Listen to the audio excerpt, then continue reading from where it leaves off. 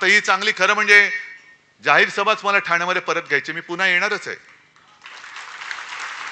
पण पावसाळा सुरू झालाय, जाहीर सभांचा हे काही दिवस नाहीत. मग कार्यकर्त्यांच्या गाठीभेटी मी सुरू केल्यात, जसं आता हॉलमध्ये करतोय. 4 दिवसापूर्वी पुण्याला झाला. पुण्याचा हॉल जरा मोठा आहे, एक 5-10 हजार लोक तिकडे वरती आणि खाली अशी बसली होती. पण सभा मोठी झाली, शोभायात्रा मोठ्या झाल्या नाही.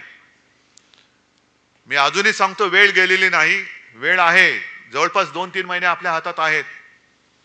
मतदार यादी हातामध्ये घेऊन प्रत्येक घरात, जसं गटप्रमुखाचं काम काय, माझ्याकडे किती मतदार आहेत माझ्या यादीमध्ये? 800 ते 1200 ही सरासरी मतदारांची संख्या असते, बरोबर ना? मग मतदार नोंदणी केल्यानंतर माझ्या ह्या माता भगिनी आहेत, तुम्ही सगळे शिवसैनिक आहात. प्रत्येक गटप्रमुखाचं काम असं की खिशात मतदार यादी घेऊन चेक करणं. जे राजन तुम्ही सांगताय ना, दुबार मतदार नोंदणी, ही मतदार नोंदणी एका मतदान क्षेत्रामध्ये, मतदार क्षेत्रात हे 2दा मतदान नाही करू शकत. लोकसभेचं मोठं आहे, त्याच्यामुळे लोकसभेत कदाचित शक्य आहे, पण विधानसभेला बाजूबाजूच्या विधानसभा मतदारसंघामध्ये हे दुबार मतदान करू शकतात.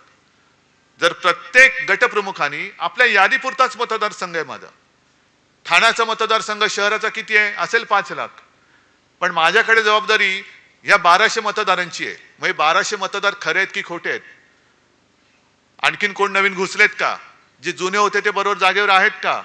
आणि मतदानाच्या दिवशी सुद्धा मतदान केंद्रापर्यंत त्यांना नेण्याची जबाबदारी ही आपण जर का घेतली आणि त्यांना मतदान केंद्रापर्यंत नेलं, तर मला असं वाटतं त्यांनी किती पैसा ओतू द्या, किती योजना ओतू द्या, आपला विजय झाल्याशिवाय राहणार नाही. फक्त त्याच्यात तुम्ही गफलत करू नका. हे थोडंसं तुम्हाला मी वेगळं सांगतोय, कारण संजयनी चांगलं जे काय सांगायचं सांगितलंय, पण संघटनात्मक जे काम आहे म्हणून तर त्याला संघटना म्हणतात. नुसता काहीतरी जमाव आला तर फटाके फोडेल, नाही तर हिंसाचार करेल, पण तसा जमाव नकोय मला. मला संघटनात्मक काम करणारे माझे सैनिक जे आहेत, हे माझं सैन्य आहे.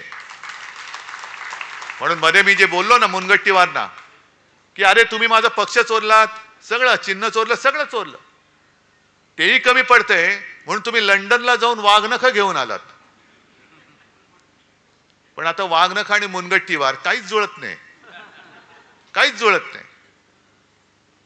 पण ही वाघनखं तुम्ही जी म्युझियम मध्ये ठेवलेत, ती कदाचित एक प्रतीक म्हणून ठीक आहे. त्याच वाघनखाने अफजल खानाचा कोथळा काढला असेल किंवा नसेल ह्याचा काही पुरावा नाही असं त्या म्युझियमनी सुद्धा म्हटलेलं आहे.